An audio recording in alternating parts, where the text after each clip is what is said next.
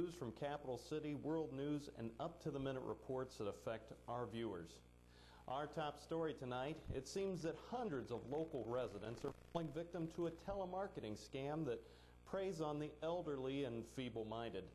We go now live to consumer reporter Geraldo Fernaldo with that story. Thank you, Brad. Indeed, this new telemarketing scam has been a horrific crime, taking away hundreds and thousands of dollars away from members of our community.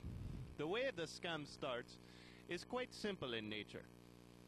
The telemarketer calls the victim and convinces that victim that if they put a large quantity of cash, ranging anywhere from $10,000 to $30,000, in a bag such as this and throws it away with their garbage, that within 3 days a famous Hollywood celebrity like Tom Cruise or Brad Pitt will come to their doorstep and deliver 3 times their investment.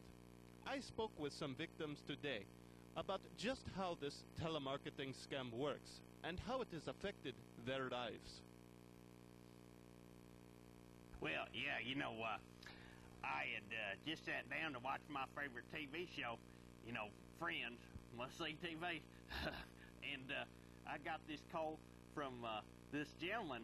He says that if I wrap up about $2,000 in a plastic bag and just throw it away with my trash, that Courtney Cox, who stars on Friends, come to my house and she'd give me about $6,000 in return for doing that. So, of course, my first thought was, why the hell would Courtney Cox fly all the way from Hollywood just to give me my $6,000? And so I tell you, that fella there on the other end of the phone, he sure was slick. He had me convinced. Well, yeah, of course. Then he told me that she's going to visit her cousin who lived down the street from me. What he says, and it wouldn't be any trouble for her to just stop by and give me my money. So, like a fool, I fell for it, and I haven't seen Courtney Cox or any of them other little pretty girls from Friends yet. Sure makes you lose their faith in Hollywood and everything. Well, I was guaranteed that George Clooney would be at my door by Tuesday and that he would promise to wear his surgical gown and his surgical mask, and I missed 14 days of work waiting for him. I was just afraid to leave my house. I mean, I would be afraid that George would show up and I would be out shopping or I'd be out gardening and that I would miss him. I mean, I stayed glued to my front door for 2 weeks. I thought, just how rude. How could they? It seems that the group of conmen who have become known to authorities as the Garbage Pail Bandits have police baffled as to who they are and just how they collect the money from the garbage cans after the con is made. We caught up with one local garbage collector at his new sprawling 10-bedroom home on the city's north side to get his view on the recent occurrences. Yeah, I just think it's a damn shame nobody can figure out who's doing this.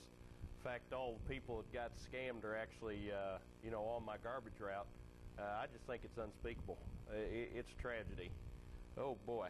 Well, looking at my Rolex, I see I gotta go. I got some fellas here gonna install a jacuzzi in my bedroom. So I'll have to leave you fellas go. Thanks a lot. The entire sanitation department is currently on the lookout for anyone who is suspiciously digging through neighborhood trash. And here are some tips that you can use at home to help avoid becoming a victim of a telemarketing scam. Number 1, play it smart. If it sounds too good to be true over the telephone, then it most likely is.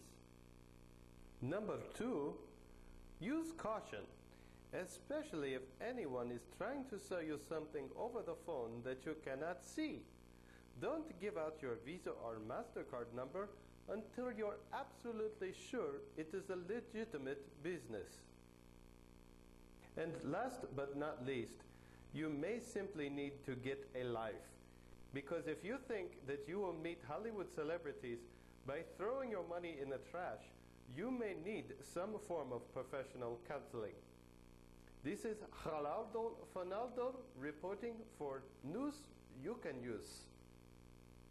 Thank you, Geraldo, for that eye-opening report. And you may be in for quite a surprise the next time you receive your long-distance bill. It seems that due to increased pressure from the FCC,